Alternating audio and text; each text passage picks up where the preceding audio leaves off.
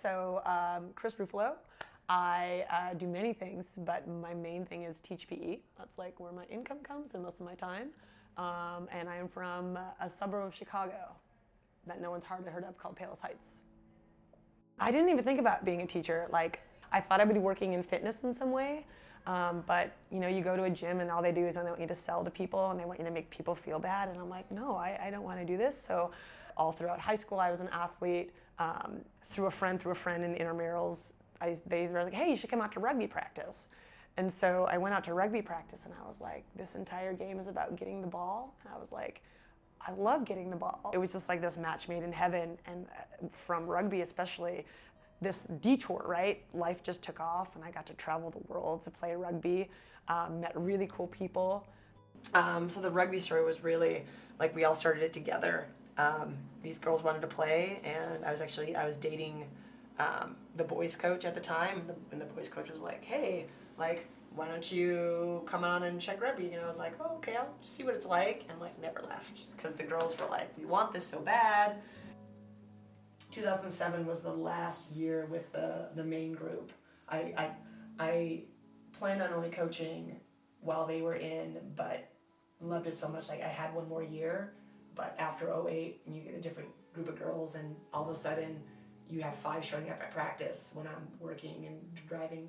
You all of a sudden, you no longer like speed to get to them. Now it becomes a burden, and it's this thing you signed up for. So I made sure that that was the last, because I wasn't gonna do something I didn't love.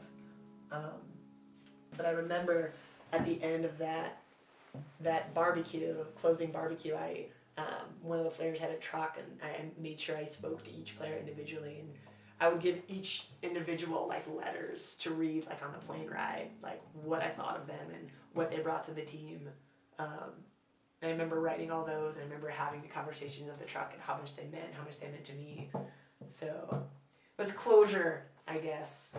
But so that's the rugby book 1.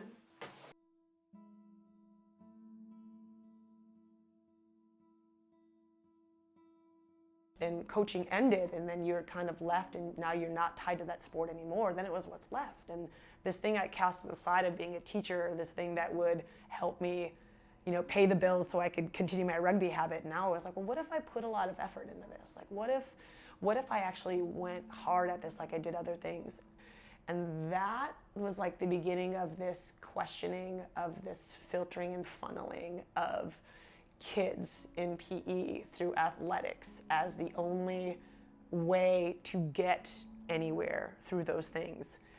And now I'm into the movement culture, and what are the people who just like play with their bodies and do flips and acrobatics, and what are they onto, and how can I integrate that into a PE curriculum that isn't based on how much can you lift or how many times can you score. So a lot more individualized approach. The class that I have called it is individual and partner development. So instead of a large group of kids following a ball and reacting to a ball, could we get them not only to develop their own games, not games I give them, but could we give them an internal sense of awareness and a cooperative play system to work with their partner versus defeat their partner.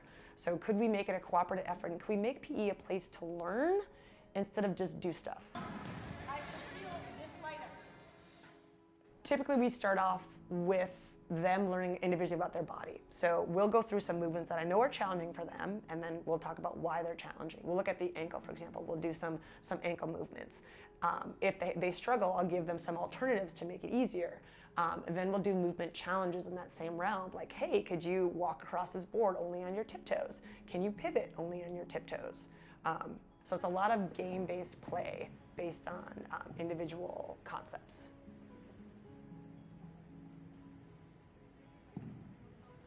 Give her a little bit of talk feedback, especially things that have moved on her.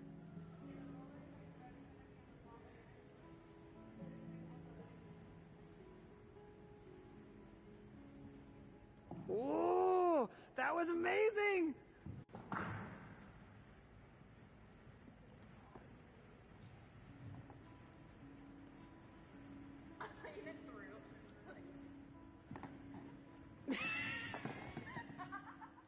You shouldn't hate PE. Shouldn't be a construct. PE should be this living, breathing thing where you are helping them find what they do like, so they don't feel marginalized.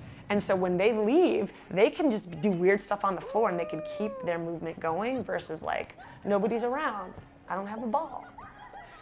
They'll start off asking, is this okay? Is this okay? But soon enough, they don't even ask anymore. They just start doing. And so they no longer need permission to do what their brain creatively wants them to do. And then they can bounce ideas off each other. It's called thinkmovement.net. That's always the hashtag I use on my Instagram, which is like my biggest people around there. And I want it to be a community resource where people come in, and if they've been to a seminar, they post the notes there. If they're writing and they don't know and they're looking for people to read their writing, they can post it there. Just to try to get a community together to engage, especially to teach this stuff with kids, because I don't know of anybody around that's doing what I'm trying to do in such a deliberate way, to say, like, we're not going to lift weights traditionally, we're not going to play sports traditionally. If we're going to play sport, we're going to make it up. Like, we're going to use our minds and creativity to foster a physical intelligence, because kids are the last ones with imagination.